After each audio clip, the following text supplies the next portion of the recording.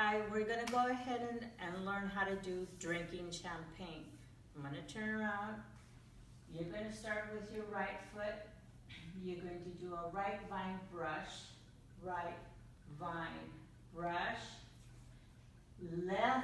vine, and you're gonna put your toe back. With your right foot, you're gonna go forward and back. Step forward with the right with a quarter turn to your right.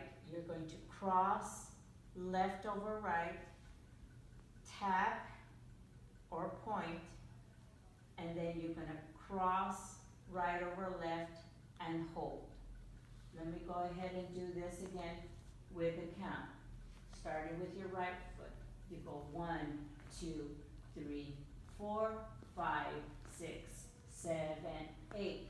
1, 2, 3, 4, 5, 6, 7, and 8 is hold.